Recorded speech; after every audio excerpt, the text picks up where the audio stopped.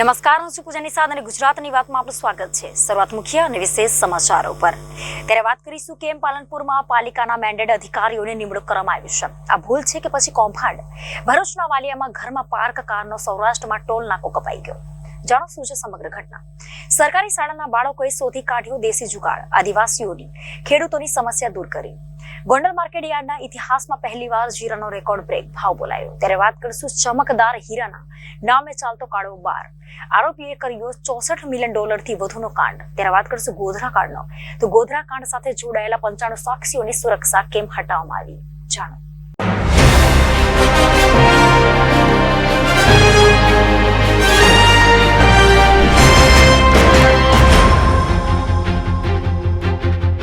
તો ચર્ચા ગુજરાતની વાતમાં સમાચાર વિગતવાર। બનાસકાંઠામાં પાલનપુર નગરપાલિકામાં સામાન્ય સભા યોજાઈ હતી।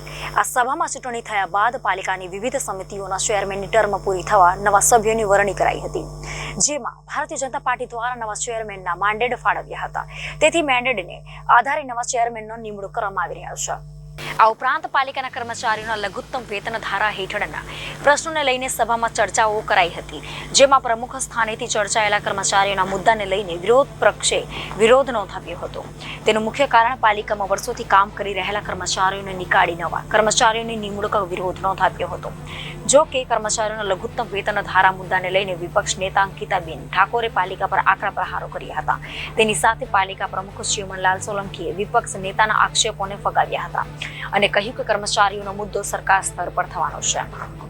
રાજ્યમાં નકલી ચીજોનો જાણે કે રાફડો ફાટ્યો હોય તેમ એક પછી એક નકલી પોલીસ અધિકારીઓ, નકલી આઈપીએસ, નકલી ટોલ નાકું, નકલી સરકારી કચેરી બાદ હવે નકલી પત્ર સામે આવ્યો છે।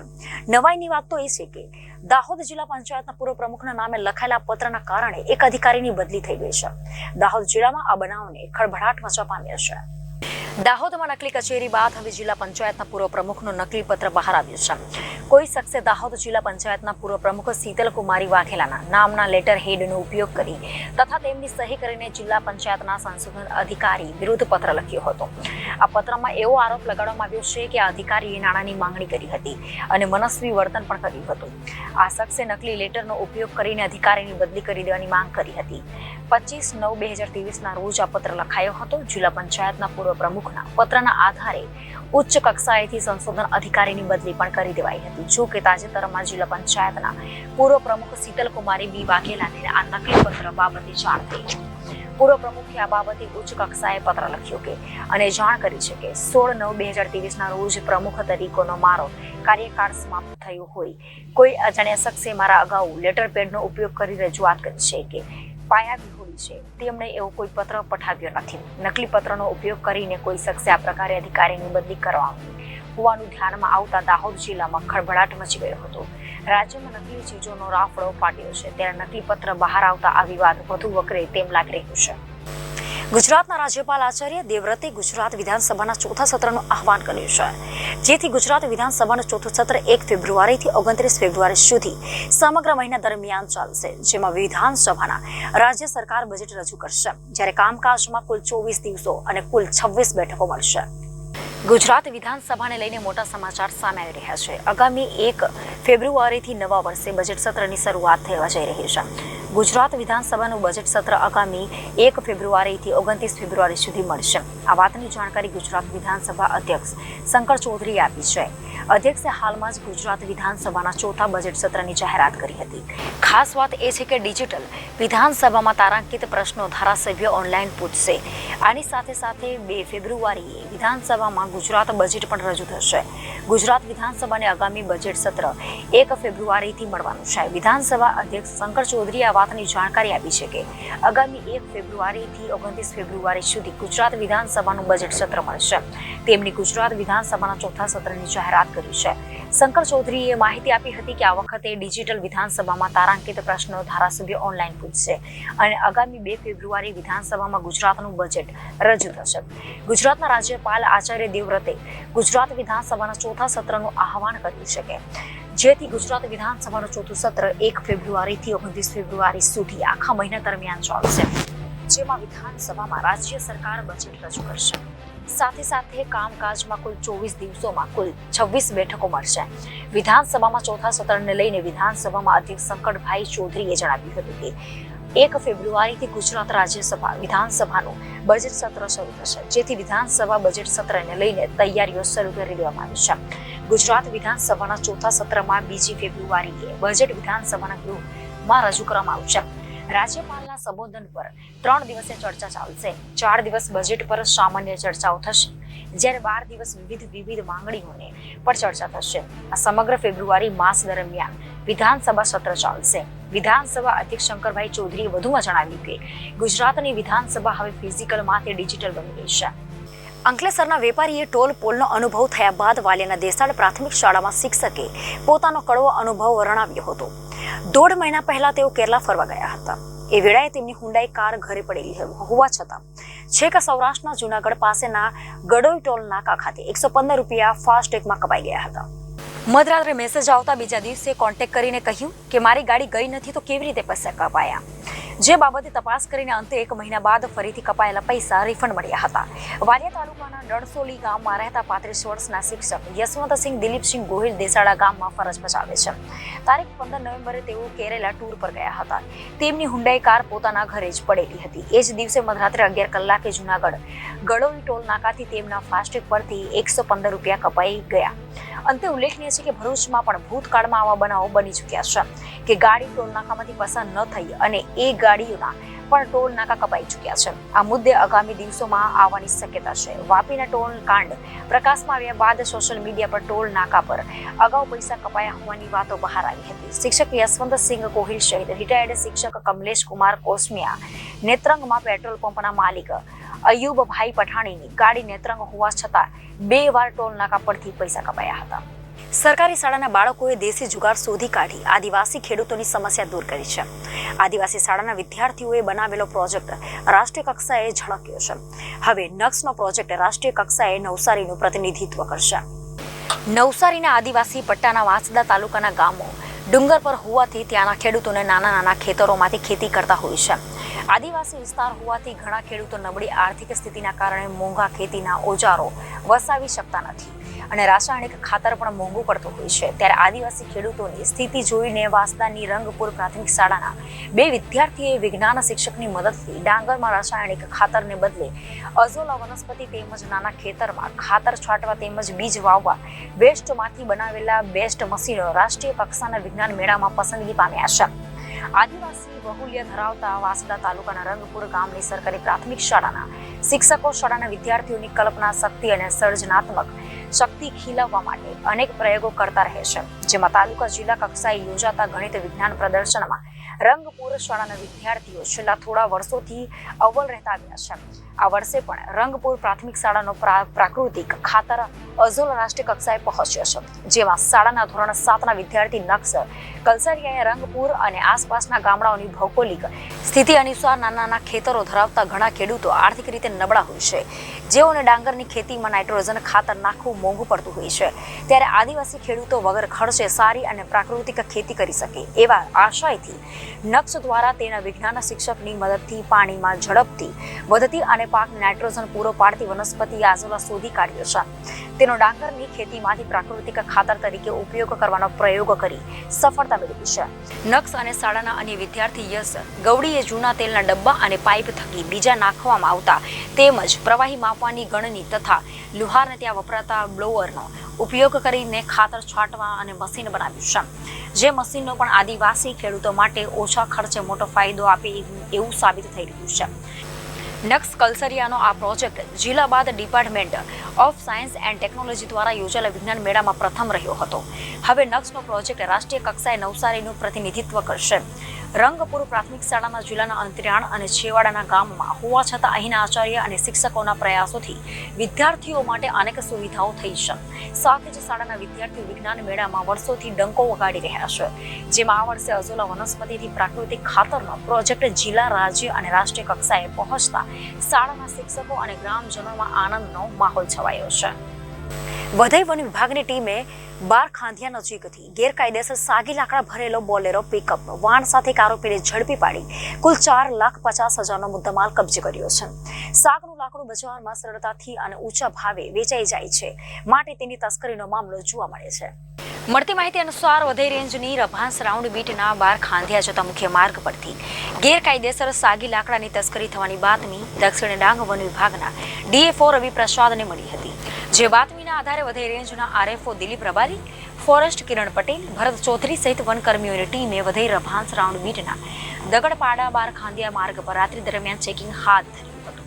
વન વિભાગની ટીમે સવારે 5 વાગ્યાના આરસામાં બાર ખાંધિયા મુખ્ય માર્ગ તરફથી એક શંકાસ્પદ બોલેરો પિકઅપ વાન MH4MY9441 પસાર થતા તેને વનકર્મીઓએ રોકવાની કોશિશ કરતા પિકઅપ વાન ચાલકે પૂરપાટ ઝડપે હંકારી દેતા વનકર્મીઓએ બોલેરો પિકઅપ વાનનો પીછો કરી અટકાવી હતી. બાર ખાંધિયા ગામ નજીક જંગલ વન વિસ્તારમાં માર્ગ પરથી ગેરકાયદેસર સાગી લાકડા ભરેલા પિકઅપ વાન સાથે એક આરોપીને ઝડપી પાડવામાં આવ્યો હતો. વાહનની તલાશી લેવામાં આવતા વાહનમાંથી સાગના લાકડા મળી આવ્યા હતા. વનકર્મીઓ અનુસાર પિકઅપ વાનમાં પ્લાસ્ટિકની કેરેટ વચ્ચે છુપાવેલો ગેરકાયદેસર 17 ઘન મીટરના સાગી લાકડા મળી આવ્યા.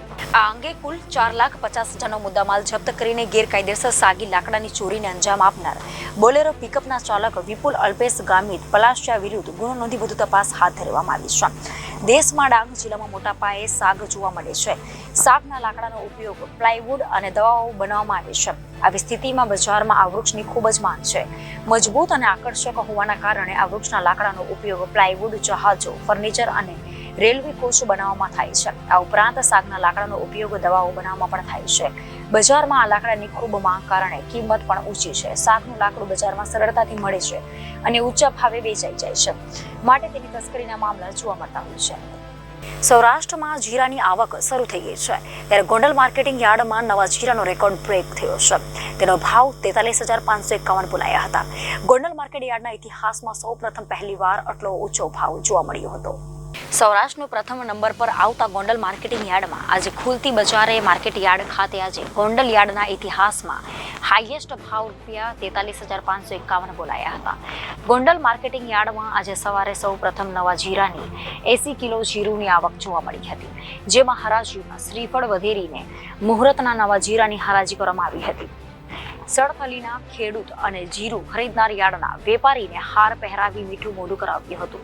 નવા જીરુના મુહૂર્તના ભાવ ₹43,551 ખેડૂતોને મળ્યા હતા. હરાજીમાં 4 મણનું નવું જીરું આવ્યું હતું. એ નવા જીરાનું મુહૂર્તનો 20 કિલો જીરુનો ભાવ ₹43,551 સુધીનો સાણથલીના ખેડૂતો અરવિંદભાઈ લાખાભાઈ ધડુક અને ભીખાભાઈ હરિભાઈ કચ્છીને મળ્યા હતા. યાર્ડમાં પરબગણી એન્ટરપ્રાઇઝના વેપારી મેહુલભાઈ ખાખરિયાએ આ નવા જીરુની ખરીદી કરી હતી. ખેડૂત અને વેપારીને હાડ તોડા કર્યા હતા અને પેંડા ખવડાવી મીઠું મોઢું કર્યું હતું. ભાવ સારા મળતા ખેડૂત ખુશાલ થયા હતા. મુહૂર્તના નવા જીરુની હરાજી જોવા મળી મોટી સંખ્યામાં હતી. વેપારી, દલાલો અને ખેડૂતો ઉમડી પડ્યા હતા. સાથે આવા જ સારા ભાવ મળતા રહે તેવી ખેડૂતો અને વેપારીઓ આશા કરી રહ્યા છે. સાથે જ સૌરાષ્ટ્રભરમાંથી ખેડૂતો જણસી વેચવા માટે ગોંડલ માર્કેટ યાર્ડ જ પસંદ કરે છે. ભાવનગર, અમરેલી, જૂનાગઢ, ગીર સોમનાથ અને પોરબંદરના ખંભાળિયા અને ગોંડલ જસદણ તાલુકામાંથી ખેડૂતો જીરું લઈને ગોંડલ માર્કેટ યાર્ડમાં આવી પહોંચ્યો છે અને ખેડૂતોને સારા એવા ભાવ પણ મળી રહ્યા છે. અને હાલ માર્કેટિંગ યાર્ડમાં જીરું લઈને આવેલા ખેડૂતોને 43,551 ભાવ મળતા ખેડૂતોમાં ખુશી જોવા મળી હતી. નમસ્કાર, હું મેહુલ ખાખરિયા. મારી ગોંડલ માર્કેટિંગ યાર્ડમાં B83 પરબધણી એન્ટરપ્રાઇઝ પેઢી આવેલી છે. આજે મારા માટે આનંદનો દિવસ છે. આજે ગોંડલ માર્કેટિંગ યાર્ડમાં નવા જીરુની આવક થઈ અને ખેડૂતો નવું જીરું આજે માર્કેટિંગ યાર્ડમાં લઈને આવ્યા. અને ખેડૂતો 2 સાણથલીના છે અને 2 ખેડૂતો સાણથલીના અંદાજિત 80 કિલો જેવું જીરું લઈને આવ્યા અને ખેડૂતોને 43,551 જનસીનો મોટામાં મોટો ભાવ મળ્યો. 1 મણનો ભાવ 43,551 મળ્યો અને સાણથલીના ખેડૂત ખુશખુશાલ જોવા મળ્યા. અને ગત વર્ષે 36,000 રૂપિયાનો ભાવ મળ્યો હતો, ત્યારે પણ સાણથલીના ખેડૂતો જીરું લઈને આવ્યા હતા અને ખેડૂતોમાં આનંદની લાગણી મેં અનુભવી હતી. વર્ષ 2023ને પૂર્ણ થવાનું કાઉન્ટડાઉન ચાલી રહ્યું છે, ત્યારે લોકોમાં 31 ડિસેમ્બરની ઉજવણીની મોટી ચહેલ પહેલ સુરતમાં પણ છે. ત્યારે અસામાજિક તત્વોને સુરત પોલીસ કમિશનરે સ્પષ્ટ સંદેશ આપતા કહ્યું કે જે લોકો કાયદામાં રહેશે તે ફાયદામાં રહેશે. રાજ્યમાં 31સ્ટની ઉજવણીને લઈને યુવાનોમાં થનગનાટ પ્રવર્તી રહ્યો છે, ત્યારે બીજી તરફ પોલીસ પણ દારૂ અને ડ્રગ્સની હેરાફેરી તેમજ મદિરાની મહેફિલ અટકાવવા સજ્જ બની છે. સુરતના પોલીસ કમિશનર અજય કુમાર તોમર દારૂ પીનારાઓ તેમજ અસામાજિક તત્વોને આ અંગે ચેતવણી આપી છે કે સુરતમાં 31ની ઉજવણીને લઈને પોલીસે સઘન ચેકિંગની કામગીરી બનાવી છે. સુરતના પોલીસ કમિશનર અજય કુમાર તોમર દ્વારા દારૂ પીનારાઓ તેમજ સામાજિક તત્વોને ચેતવણી આપી છે. નશો કરેલી હાલતમાં ફરતા લોકોને પકડવા 31 અને નવા વર્ષની ઉજવણી દરમિયાન સુરતમાં ઠેર ઠેર ચેકિંગ પોઈન્ટ બનાવવામાં આવ્યું છે. આ સાથે દારૂ પીને છાકડા બનેલા લોકો પર પોલીસ તવાઈ બોલાવશે. પોલીસ દ્વારા પીધેલાઓને પકડવા માટે 200 જેટલા બ્રેથ એનાલાઇઝર સહિત ખાસ વ્યવસ્થા કરવામાં આવી છે. યુવાનોમાં દારૂના સેવન સાથે ડ્રગ્સનું ચલણ પણ વધ્યું છે, ત્યારે પોલીસ દ્વારા ખાસ પાર્ટી પ્લોટ અને ફાર્મ હાઉસમાં પણ વોચ રાખવામાં આવશે. સમસ્ત વિશ્વની જેમ હવે 2 દિવસ પછી નવા વર્ષના સ્વાગતની ઉજવણી સુરતમાં પણ નાગરિકો કરશે. દર વર્ષની જેમ એક પરંપરા છે, મોટી સંખ્યામાં લોકો જાહેર સ્થળો ઉપર આવે છે, વાહનો લઈને પણ નીકળે છે, પરિવાર સાથે પણ નીકળે છે અને આ ગીર્દી, આ ઉજવણીના માહોલના ગેરલાભ કેટલાક તત્વો લેતા હોય છે. આ વર્ષે પોલીસ દ્વારા સવિશેષ અનેક વ્યવસ્થાઓ એવી ગોઠવવામાં આવી છે જેથી લોકો ઉજવણી તો કરે પરંતુ કાયદાની મર્યાદામાં રહીને કરે, બીજાના માટે અગવડ ઊભી ના કરે એવી રીતે કરે. સાથે સાથે પોલીસ દ્વારા જે વ્યવસ્થાઓ ગોઠવવામાં આવી છે નાગરિકોની સુખાકારી માટે, એની પાલના પણ કરે, આના મુજબ વર્તન કરે. ખાસ કરીને ઉજવણી કરવામાં યુવાન પેઢીમાંથી ઘણા બધા લોકો ડ્રગ્સ અને દારૂનો સેવન કરવામાં ઉજવણી છે એવું માનતા હોય છે. નો ડ્રગ્સ ઇન સુરત સિટીના જે અભિયાન સુરત સિટીમાં છેલ્લા 3 વર્ષથી ચાલી રહ્યું છે એની કડક અમલવારી ચાલુ છે અને ખાસ કરીને 31મી ડિસેમ્બર એટલે આજથી દરરોજ ખાસ ચકાસણી આ બાબતે હાથ ધરવામાં આવશે. અમારી પાસે 200 કરતાં વધારે બ્રેથલાઇઝર્સ છે, એટલે કોઈએ દારૂ પીધેલી છે કેમ એની ડિટેક્શન આ ઉપકરણની મદદથી થઈ શકે, એના પણ મહત્તમ ઉપયોગ કરવામાં આવશે. જેમ મેં વાત કરી કે જાહેર સ્થળો ઉપર જે લોકપ્રિય જગ્યાઓ છે, ગમતી જગ્યાઓ છે, ત્યાં લોકો મોટી સંખ્યામાં ભેગા થતા હોય છે, તો ક્રાઉડ કંટ્રોલ માટે જનમેદની વ્યવસ્થિત રીતે એકબીજાને નડે નહીં અને ટ્રાફિકની વ્યવસ્થા સુચારુ રહે એટલા માટે જાહેરનામા પણ બહાર પાડવામાં આવ્યા છે. કેટલીક જગ્યાએ ટ્રાફિક ડાયવર્ઝન પણ રાખવામાં આવશે અને આના માટે અગમચેતીના ભાગરૂપે પોલીસ દ્વારા વ્યવસ્થા કરવામાં આવી છે જેથી લોકોને પહેલાંથી ખબર પડી જાય કે કઈ કઈ જગ્યાએથી ટ્રાફિક ડાયવર્ઝન રાખવામાં આવ્યા છે. આ તમામ તૈયારીઓના ભાગરૂપે પોલીસ દ્વારા ગઈકાલે કેટલાક વિસ્તારોમાં કોમ્બિંગ કરવામાં આવી હતી, જેમાં સિનિયર અધિકારીઓ પણ હતા અને ખૂબ પ્રભાવી કામગીરી આ કોમ્બિંગ, વાહન ચેકિંગ અને બીજી ચેકિંગ મારફતે કરવામાં આવી છે. ખાસ કરીને પ્રોહિબિશનના બુટલેગરો, પ્રોહિની પ્રવૃત્તિ સાથે સંકળાયેલ ઇસમોની ખાસ ચકાસણી અત્યારે ચાલુ છે અને છેલ્લા 6 દિવસમાં 700થી વધારે કેસો થયા છે, જેમાં પીધેલાના 381 કેસ છે અને બાકી કેસ દેશી દારૂ અને વિદેશી દારૂના છે. આમાં આ કેસોમાં છેલ્લા 6 દિવસમાં લગભગ 81 લાખ રૂપિયાના મુદ્દામાલ પોલીસ દ્વારા કબજે કરવામાં આવ્યા છે, જેમાં દારૂની કિંમત 36 લાખથી વધારે થાય છે. જે ભયજનક રીતે ડીકી ખોલીને ડીકીમાં બેસાડીને કે 4 વ્હીલરની બોનેટ ઉપર બેસીને લોકો ફરતા હોય છે. હવે આ ઉજવણી કરવાની કોઈ રીત નથી.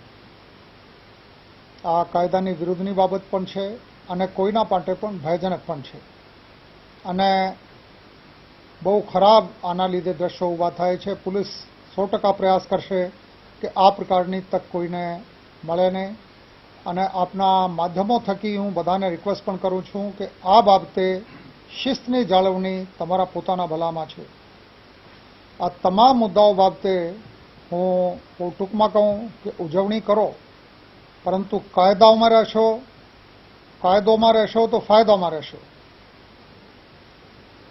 જે પોલીસ દ્વારા વ્યવસ્થા કરવામાં આવી છે, આમાં જે PCR વાન છે મોટી સંખ્યામાં તૈનાત કરવામાં આવી છે.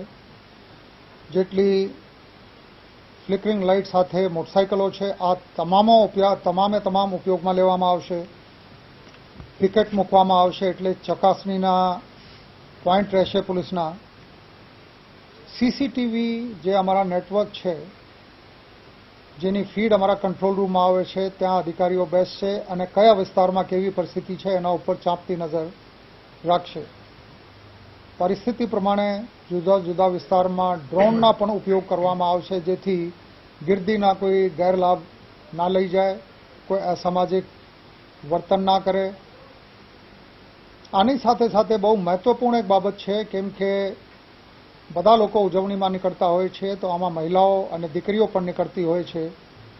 કોઈ ગેરવર્તન કોઈની સાથે ના થાય, કોઈ અનિચ્છનીય બનાવ ના બને, આના માટે બધાને હું વિનંતી કરું છું કે આ પ્રકારના ઓકેઝનમાં કોઈ અજાણ્યા માણસ સાથે હરવાનું ફરવાનું ટાળો. જ્યાં સુધી શક્ય હોય તમારા ખાસ પરિવારના લોકોની સાથે રહો. અજાણ્યા માણસની સાથે કોઈ અવાવરું જગ્યા ઉપર જવાનું કે હોટલમાં જવાનું અચૂક ટાળવું જોઈએ. જે ડ્રંકન ડ્રાઇવિંગ છે એની બાબતે અમારા અભિયાન પૂરજોરથી ચાલુ છે. દરરોજ સરેરાશ 40થી 50 ઈસમો વિરુદ્ધમાં ડ્રંકન ડ્રાઇવિંગના કેસો કરવામાં આવી રહ્યા છે. મહિલાઓની સલામતીની જે મેં વાત કરી, આના માટે અમારી શી ટીમ અને તમામ પોલીસના અધિકારીઓ અને કર્મચારીઓ ખાસ કાળજી રાખવાના છે. જે કુલ જે કામગીરી કરવાવાળા અધિકારીઓ માણસો રહેશે, બહુ મોટી સંખ્યામાં પોલીસની તૈનાતી આ માટે કરવામાં આવી છે. 4000થી વધારે પોલીસ, SRPની 4 કંપની, હોમગાર્ડ લગભગ 1000 અને 510 જેટલા TRB નાગરિકો સલામતીથી નવા વર્ષની ઉજવણી કરે અને શહેરમાં એક પણ અનિચ્છનીય બનાવ ના બને, આના માટે આ વ્યવસ્થાના ભાગરૂપે જોડાશે. કોઈ પણ અસામાજિક તત્વોને કોઈ છૂટ ના મળે, આના માટે કડક પગલાં લેવામાં આવી રહ્યા છે. આપની જાણકારી માટે હું કહું કે આ વર્ષમાં, જેમાં હજુ 3 દિવસ બાકી છે, 29, 30, 31, અત્યાર સુધી 1001 અસામાજિક તત્વો અને ગુનેગારોને પાસા હેઠળ જેલમાં મોકલવામાં આવ્યા છે.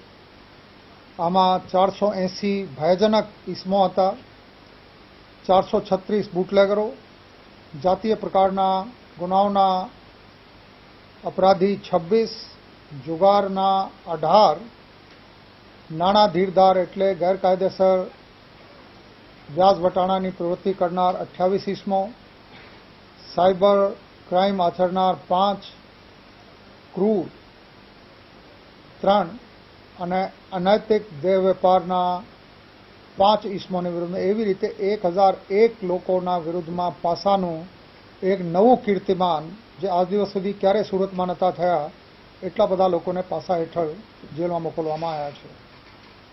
ગુજસી ટોક છે, પ્રોહિબિશનની કામગીરી છે, ડ્રગ્સની કામગીરી છે. આ તમામના હેતુ એક જ છે કે સુરતમાં તમામ નાગરિકો સલામતી અનુભવે અને કાયદો વ્યવસ્થાની સુંદર જાળવણી થાય. આ દરમિયાનમાં જે અમારા ઓપરેશન ફરાર છે, જે ગુનેગારો ગુના આચરીને નાસ્તા ફરતા છે ઘણા વર્ષથી, એની ખાસ વીણીને ધરપકડ કરવાની કામગીરી ચાલુ છે. જેના ભાગરૂપે ક્રાઇમ બ્રાન્ચ દ્વારા એક શસ્ત્ર બનાવીને ગુનેગારોને આપનાર ઈસમને ધરપકડ કરવામાં આવી છે. આ ઈસમનો નામ છે મોહનસિંહ ઉર્ફે મોહન ભૈયા નરવાડસિંહ ડાવર, જે સિકલીગઢ છે. એની ઉંમર 70 વર્ષ છે. વર્ષ 1993માં એટલે 40 વર્ષ પહેલાં વડોદરા શહેરના પાણીગેટ પોલીસ સ્ટેશનમાં એક આર્મ્સ એક્ટના ગુનામાં આ એક પિસ્ટલ અને કાર્ટ્રીજના 4 એની સાથે પકડાયા હતા. હોંગકોંગ અને ભારત વચ્ચે ચાલતા બોગસ હીરાના વેપારનો પર્દાફાશ થયો છે. હોંગકોંગ કસ્ટમ વિભાગના કાર્યવાહી દરમિયાન આ વેપારની આડમાં મની લોન્ડરિંગ પણ કરવામાં આવતો હોવાનો ખુલાસો સામે આવ્યો છે. આરોપીએ $64 મિલિયન થી વધુનો કાંડ કર્યો છે. જાણો સમગ્ર મામલો શું છે. હોંગકોંગના કસ્ટમ વિભાગ દ્વારા બોગસ ડાયમંડ ટ્રેડિંગ સ્કીમની આડમાં ચાલતા મની લોન્ડરિંગ કાંડનો પર્દાફાશ કરવામાં આવ્યો છે. કસ્ટમ વિભાગની તપાસમાં બહાર આવ્યું છે કે આરોપીઓ ભારતમાં લેબ્રોનની નિકાસ કરી આ સ્કીમ થકી નેચરલ હીરા તરીકે બનાવતા હતા. ઓછા સમયમાં વધુ નાણાં કમાવાની લાલચમાં ગોરખ ધંધો ચલાવતા શખ્સોની પોલ ખુલી છે, જેમાં હોંગકોંગમાં બોગસ ડાયમંડ ટ્રાન્ઝેક્શન કરી $64 મિલિયન છેતરપિંડી કરવામાં આવી હતી. શું છે મામલો? આ અંગે મળતી માહિતી અનુસાર હોંગકોંગ કસ્ટમ વિભાગ દ્વારા 19 અને 20 ડિસેમ્બરના રોજ કસર કોડને નામથી ઓપરેશન હાથ ધરવામાં આવ્યું હતું, જેમાં હોંગકોંગ ખાતે મની લોન્ડરિંગના ગુનાને અંજામ આપનાર ટોળકીનો પર્દાફાશ કરવામાં આવ્યો હતો. હોંગકોંગ અને ભારતમાં ડાયમંડની કંપનીઓ સ્થાપિત કરી આ બોગસ ડાયમંડ ટ્રેડિંગ સ્કીમ થકી છેતરપિંડી કરવામાં આવી રહી હતી. છેતરપિંડી કરનારા ટોળકી ભારતમાં લેબ ગ્રોન ડાયમંડને નેચરલ હીરાની બોગસ ઓળખ આપીને નિકાસ કરી મની લોન્ડરિંગની ઘટનાને અંજામ આપતા હતા. આ ઓછી કિંમતમાં ડાયમંડને આરોપીઓ નેચરલ ડાયમંડ બનાવતા હતા. $64 મિલિયનનું કૌભાંડ. હોંગકોંગ કસ્ટમ વિભાગ દ્વારા આ મામલે 4 લોકોની ધરપકડ કરવામાં આવી છે, જેમાં $1 મિલિયન થી પણ વધુ સંપત્તિ જપ્ત કરવામાં આવી હોવાનું અનુમાન લગાવવામાં આવી રહ્યું છે. અંતે ઉલ્લેખનીય છે કે ભારતમાં હીરાનો મોટો વેપાર સુરત અને મુંબઈ થકી થાય છે. હોંગકોંગમાં જે ઘટના પ્રકાશમાં આવી તેના કારણે સુરતના હીરા ઉદ્યોગમાં પણ ભારે ચર્ચા ચાલી રહી છે. બીજા ભાજે પર આરોપ છે કે હીરા કંપનીના વેપારીઓએ ભારત અને હોંગકોંગમાં હીરાના વેપારીના નામે $64 મિલિયનનું કૌભાંડ આચર્યું છે. ઉપરાંત ભારતમાંથી બ્લેક મની હોંગકોંગમાં ટ્રાન્સફર કરવા માટે આ કાવતરું રચ્યું હતું. હોંગકોંગ કસ્ટમ વિભાગની કાર્યવાહી. આરોપી વેપારીઓ હલકી ગુણવત્તાના લેબગ્રોન ડાયમંડ હોંગકોંગથી ભારત મોકલતા હતા. તેને નેચરલ ડાયમંડ દર્શાવતા હતા. એટલું જ નહીં, ભારતમાં નેચરલ ડાયમંડની કિંમત ગણીને હોંગકોંગ ટ્રાન્સફર કરવામાં આવતું હતું. આ છેતરપિંડીનો ગુનો હોંગકોંગ કસ્ટમ વિભાગ દ્વારા દાખલ કરવામાં આવ્યો હતો. આ ઉપરાંત હાલ તપાસ ચાલુ છે. જો કે કસ્ટમ વિભાગે $1 મિલિયન થી પણ વધુ સંપત્તિ જપ્ત કરી આગળની કાર્યવાહી શરૂ કરી છે. ગુજરાત સરકારે 2002ના ગોધરા કાંડ સાથે જોડાયેલા સાક્ષી, જજ, વકીલ અને ફરિયાદ કરનારાઓને આપવામાં આવેલી સુરક્ષા પરત ખેંચી લીધી છે. 15 વર્ષ પહેલા સુપ્રીમ કોર્ટે ગુજરાત રમખાણોની તપાસ માટે સ્પેશિયલ ઇન્વેસ્ટિગેશન ટીમની રચના કરવામાં આવી હતી. એસઆઈટીએ સાક્ષી સંરક્ષણ સેલની ભલામણ પર જ સુપ્રીમ કોર્ટ ગુજરાત સરકારને આ 95 લોકોની સુરક્ષા આપવામાં આદેશ આપ્યા હતા, જે પાછી ખેંચી લેવામાં આવી છે. આસિસ્ટન્ટ કમિશનર ઓફ પોલીસ FSAએ જણાવ્યું હતું કે સુપ્રીમ કોર્ટ દ્વારા રચાયેલ એસઆઈટીના વિટનેસ પ્રોટેક્શન સેલની ભલામણના આધારે અમદાવાદ પોલીસે નરોડા ગામ, નરોડા પાટિયા અને ગુલબર્ગ જેવા અનેક રમખાણોના કેસમાં 95 સાક્ષીઓને આપવામાં આવેલી સુરક્ષા પરત લેવામાં આવી છે. નરોડા પાટિયા રમખાણ કેસમાં કોર્ટમાં જુબાની આપનાર 54 વર્ષીય ફરીદા શેખનું સુરક્ષા કવચ પણ પાછું ખેંચી લેવામાં આવ્યું છે. ફરીદા શેખે જણાવ્યું કે અમારા જેવા લોકોને સુપ્રીમ કોર્ટના નિર્દેશો અનુસાર પોલીસ સુરક્ષા આપવામાં આવી હતી. એક શસ્ત્ર પોલીસ સવારથી સાંજ સુધી મારા ઘરની બહાર રક્ષક તરીકે ઊભો હતો. 26 ડિસેમ્બરના રોજ મને શહેર પોલીસ દ્વારા જાણ કરવામાં આવી હતી કે મારું સુરક્ષા કવચ પાછું ખેંચી લેવામાં આવ્યું છે. મને કોઈ કારણ આપવામાં આવ્યું ન હતું. અન્ય ઘણા સાક્ષીઓ સાથે પણ આવું જ બન્યું છે. અમે ભયમાં જીવી રહ્યા છીએ કારણ કે ઘણા આરોપીઓ હજુ પણ બહાર છે અને તેઓ હજુ પણ અમને નુકસાન પહોંચાડી શકે છે. ગુલબર્ગ સોસાયટી પીડિત વતી કોર્ટમાં હાજર થયેલા વકીલ SM વોરાનું સુરક્ષા કવચ પણ તાજેતરમાં પાછું ખેંચી લેવામાં આવ્યું હતું. વોરાએ કહ્યું કે મને સુરક્ષા આપવા માટે એક CISF જવાન તૈનાત કરવામાં આવ્યો હતો અને SITએ સુરક્ષા કવચ પાછું ખેંચવાનું કોઈ કારણ આપ્યું નથી. સૂત્રોએ જણાવ્યું કે નરોડા પાટિયામાં રમખાણ કેસમાં 32 લોકોને દોષી ઠેરાવનાર શહેરના પૂર્વ પ્રિન્સિપલ સેશન જજ જ્યોત્સના યાજ્ઞિકની સુરક્ષા પણ પાછી ખેંચી લેવામાં આવી છે. તેમણે સેવા દરમિયાન 15 વખત ધમકીઓ પણ મળી હતી, જે બાદ CISF ની સુરક્ષા આપવામાં આવી હતી. સૂત્રોએ જણાવ્યું હતું કે તેમના ઘરે તૈનાત CISF કર્મીઓએ ગત મહિને દિવાળી પછી આવવાનું બંધ કરી દીધું હતું. 13 ડિસેમ્બરના રોજ SITના સાક્ષી સુરક્ષા સેલના વડા પોલીસ અધિકારી BC સોલંકીએ અમદાવાદ પોલીસને પત્ર લખીને SITના મૂલ્યાંકન પછી કેટલાક સાક્ષીઓને આપવામાં આવેલા સંરક્ષણ પાછી ખેંચવાના નિર્ણય વિશે જાણ કરી હતી. તો ગુજરાતની વાતમાં લઈએ વિરામ. વધુ સમાચારો માટે જોતા રહો જનાદેશ ન્યૂઝ. નમસ્કાર.